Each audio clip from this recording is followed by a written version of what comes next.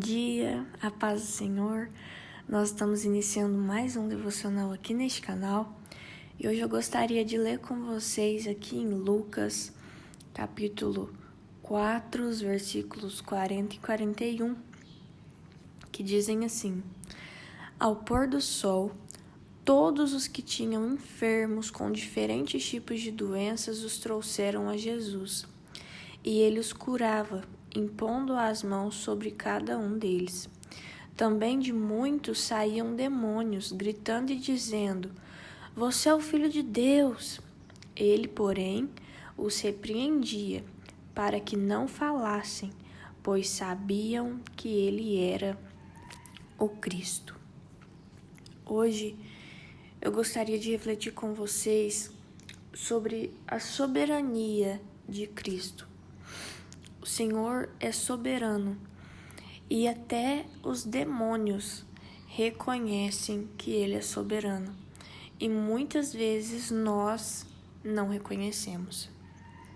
A gente levanta num dia como esse e a gente não tem nenhum tipo de expectativa, a gente não tem nenhum tipo de esperança, a gente já acorda desanimado, sabendo que vai ser tudo da mesma forma. E eu já falei isso outras vezes aqui neste canal. E como eu sempre digo, sempre que eu falo uma palavra, ela primeiramente falou comigo.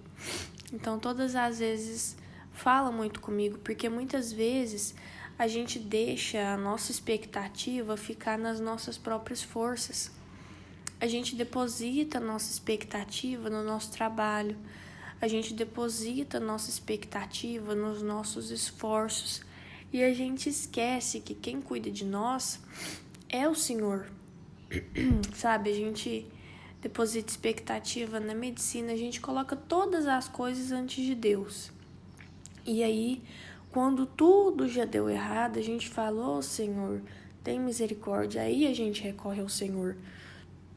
Mas o Senhor precisa ser a nossa primeira opção, sabe? Quando nós estamos alegres, quando nós estamos decepcionados, quando nós estamos saudáveis, quando nós precisamos de cura, quando nós estamos na abundância, quando nós estamos passando necessidade, Deus precisa ser a nossa prioridade, porque sobre todas as coisas, Ele é soberano. Nós vamos ver que Jesus surpreende os seus discípulos ali numa tempestade, porque a tempestade se levanta contra o barco deles e os discípulos ficam desesperados, correndo de um lado para o outro, pelejando para ver o que fazia, e Jesus estava ali na proa do barco dormindo. E aí quando eles viram que não ia ter jeito mesmo, que eles iam morrer, eles olham para Jesus e falam assim: Mestre, o Senhor não se importa que a gente morra? O Senhor não se importa que a gente pereça?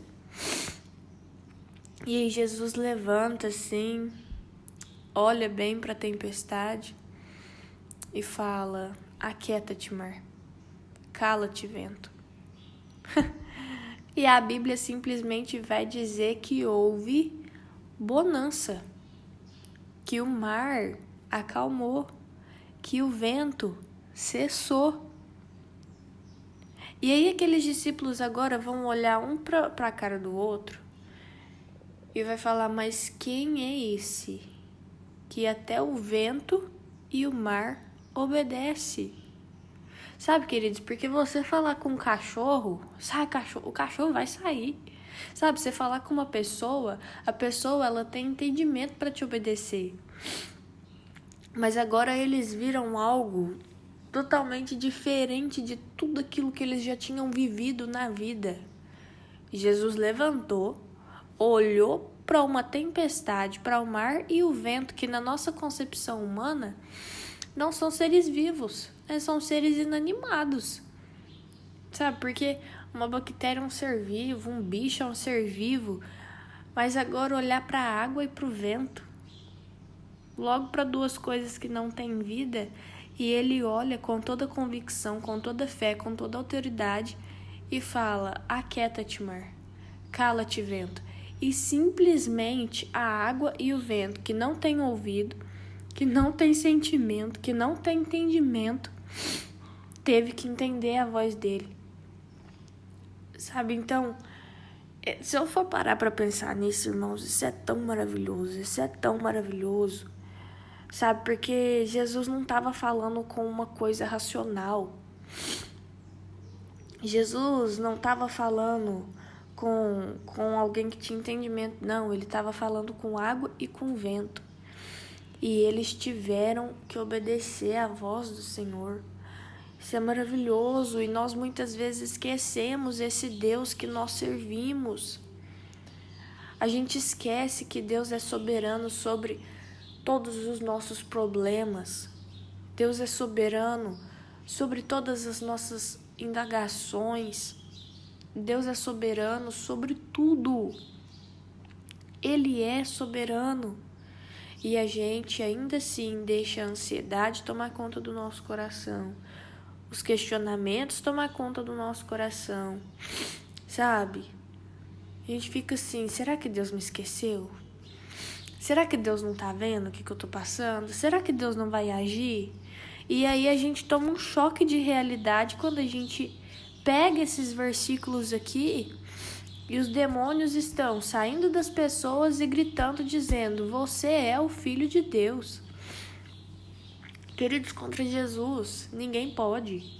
Nem o vento, nem o mar, nem nada, nem demônio. É realmente como lá em Romanos está escrito, pois estou certo de que nem a vida, nem a morte, principados ou poderes, nem altura, nem profundidade, nem demônios, nada pode nos separar do amor de Deus. Por quê? Porque o amor de Deus, porque Deus é soberano a tudo isso. Não existe nada que não esteja sujeito à voz do Senhor neste mundo.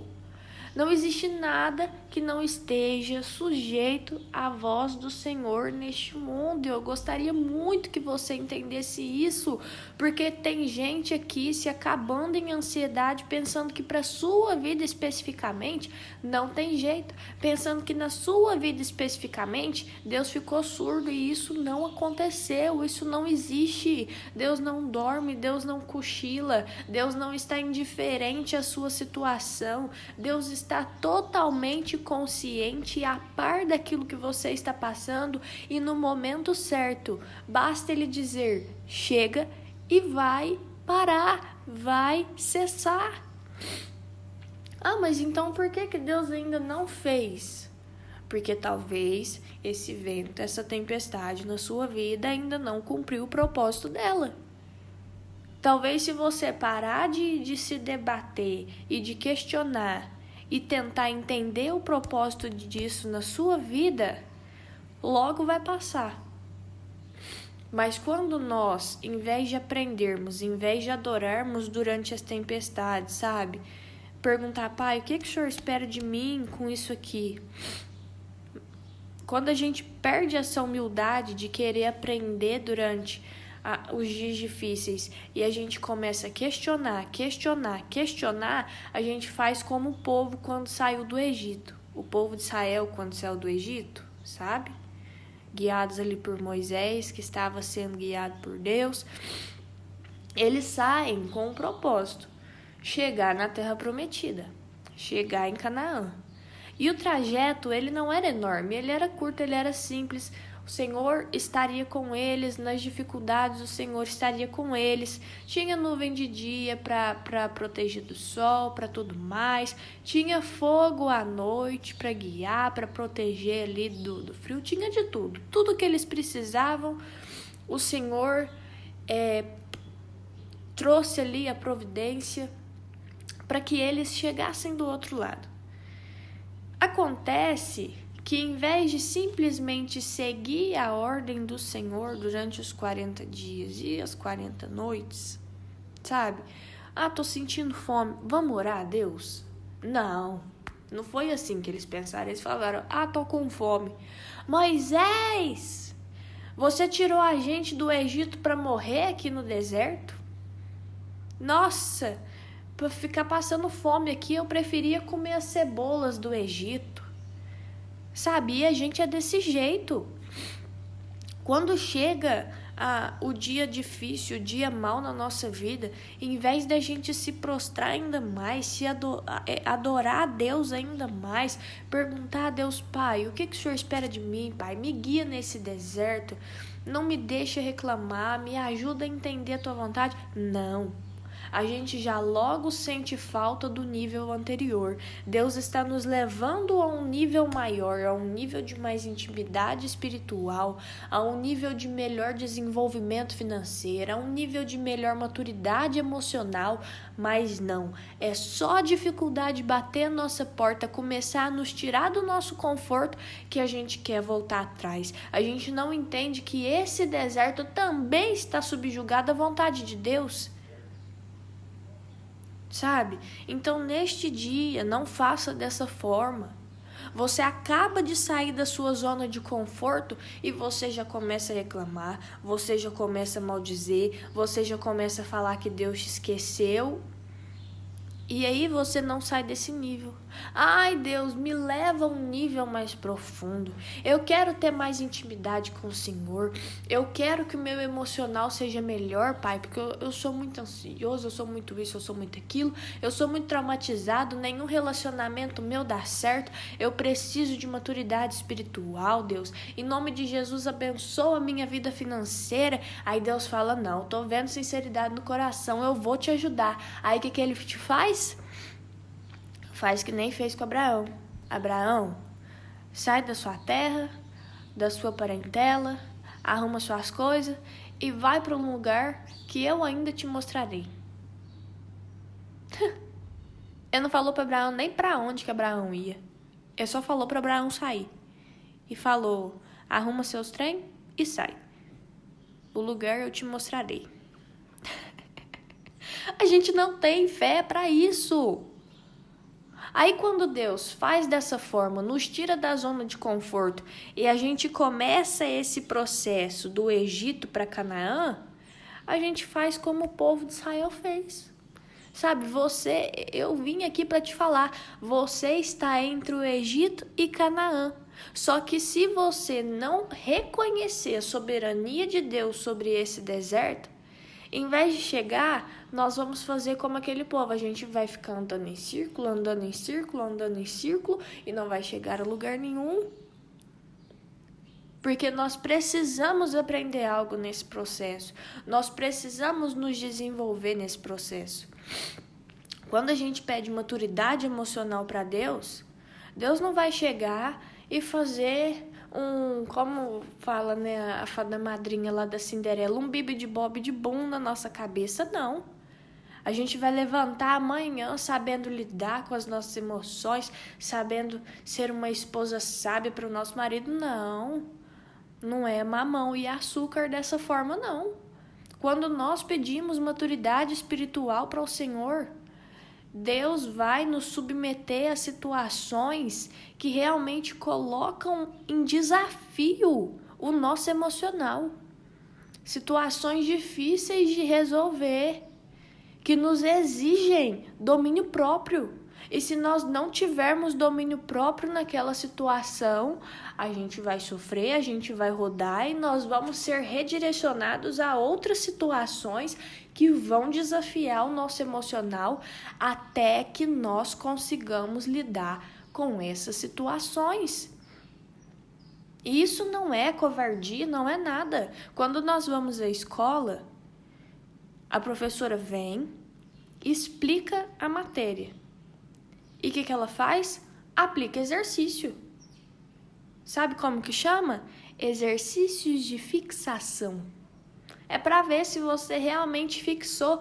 Aquilo ali não é uma tortura. É uma forma da professora ver se você fixou aquilo que ela te explicou. Ah, Melody, mas onde que está explicado? A Bíblia inteira é um livro, é um manual de vivência para nós. Entendeu? A Bíblia é a explicação da matéria aqui na alusão que eu estou fazendo. A Bíblia é a explicação da matéria.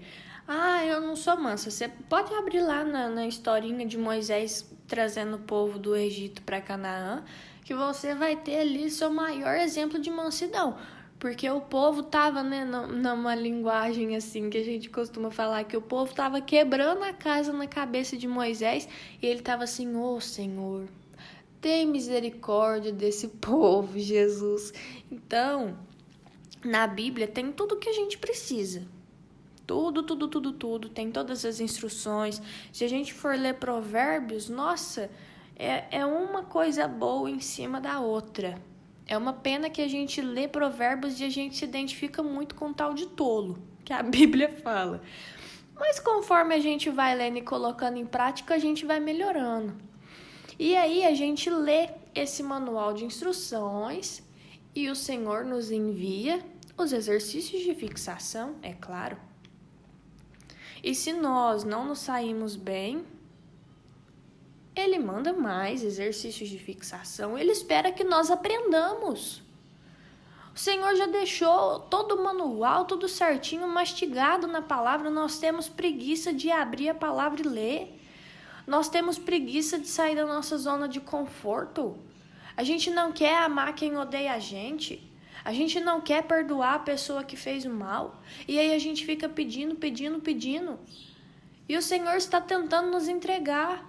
Mas Ele envia os desafios para nos fazer melhorar e a gente pensa logo: Deus me esqueceu. Mas o Espírito Santo está dizendo: não, eu não te esqueci. Quem mandou esse desafio fui eu para responder a tua oração. Quando nós pedimos paciência, Deus não vai fazer um milagre e amanhã a gente vai acordar paciente. Ele vai enviar situações que desafiam a nossa paciência até que nós saibamos lidar com aquilo. Quando nós pedimos que Deus abençoe o nosso financeiro, Deus vai enviar situações difíceis que desafiem a nossa mentalidade para que nós consigamos lidar com dinheiro. Sabe? Eu percebo que em muitos casos, quando a pessoa fala assim: não, eu vou melhorar financeiramente, ela passa por muitas coisas difíceis, ela passa por crises. Só que a coisa mais bonita que eu vejo nesse tipo de história é que a pessoa costuma lidar com aquele fracasso financeiro e ela sempre sabe recomeçar. Sabe, pessoas que abrem empresas, não só falando sobre a administração dela, mas eu vi um filme muito legal que fala sobre uma moça que criou um aplicativo e nesse tempo ela foi assim traída mesmo pelos seus colegas de trabalho e ela foi retirada ali, o nome dela foi retirado do grupo de fundadores daquele aplicativo. Ela foi assim meio que banida como sócia daquele aplicativo, sabe? E aí ela fracassou e ela ficou doida da cabeça. Só que, quando a gente aprende a fazer uma coisa, a gente já fez os exercícios de fixação. Se a gente sabe o que é 2 mais 2, a gente vai saber o que é 10 mais 1000, porque a gente aprendeu a fórmula daquilo ali. Se a gente aprendeu a Bhaskara, independente do problema que nos derem, a gente vai saber aplicar a Bhaskara e resolver aquele problema. Sabe, independente dos números que nos derem, se a gente sabe a fórmula, a gente aplica os números dentro daquela fórmula e a gente resolve o problema, e isso Deus quer nos ensinar. E aí, voltando ao exemplo, só para que os irmãos entendam, ela foi traída, ela perdeu ali o seu espaço dentro daquela empresa, daquele aplicativo que ela mesma tinha criado, ela fica desesperada, só que ela vai para outra empresa, ela aplica os seus conhecimentos, ela usa a sua criatividade, porque a criatividade, a capacidade de resolução dos problemas, ninguém pôde roubar dela, porque estava dentro dela, era a fórmula dela. E ela fez novamente, sabe? Ela fez outro projeto, ela criou outro aplicativo, ela administrou outras coisas. Sabe, por mais que tenha sido difícil ela ter perdido um, ela ainda conseguiu se reerguer e fazer outro.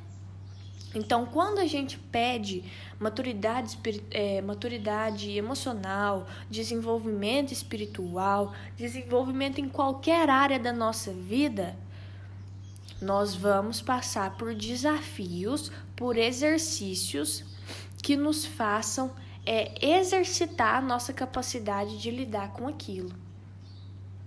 Exercícios que nos façam exercitar a nossa capacidade de estar em um relacionamento, por exemplo. Sim, em um relacionamento também.